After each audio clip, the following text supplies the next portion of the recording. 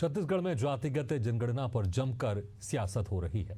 BJP और कांग्रेस मामले में एक दूसरे पर निशाना साध रहे हैं। आरोप प्रत्यारोप का दौर गर्म है। केंद्र सरकार ने आगामी जनगणना में जातीय जनगणना कराने का ऐलान किया है। पिछले कुछ अरसे के दौरान विपक्षी दल जातीय जनगणना की मांग को एक बड़ा मुद्दा बनाने का प्रयास कर रही है।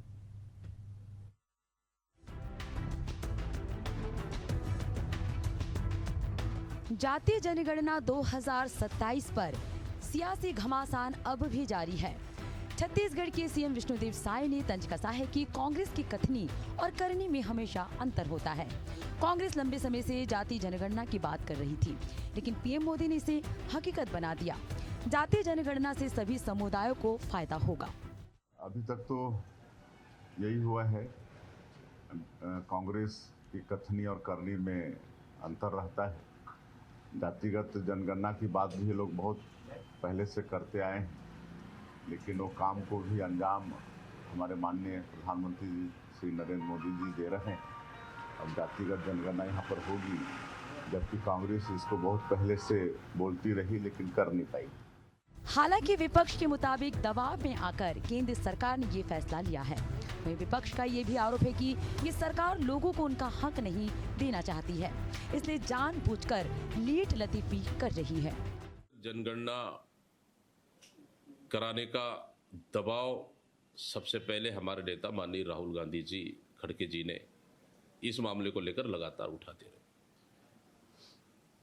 भारतीय जनता पार्टी के तमाम नेता पहले जी भर के कोसते रहे, अब उनको लगा कि जातिगत जनगणना कराना चाहिए, तो कांग्रेस की बातों पर सहमति जताते हुए उन्होंने जातिगत जनगणना कराने का निर्णय लिया। इसके लिए धन्यवाद हमारे नेता माननीय राहुल गांधी जी खड़गे जी को। लेकिन अब इसमें भी अब 2027 से जातिगत जनगणना कराएंगे। आखिर इतना लंबा पीरियड क्यों? भाई, आप ऐसी ऑलरेडी 2021 में जनगणना होना चाहिए था। आप ऑलरेडी 4 साल पीछे चल रहे हो और आप कराओगे 2027 से। आखिर क्यों इतना लेट लतीफ क्यों?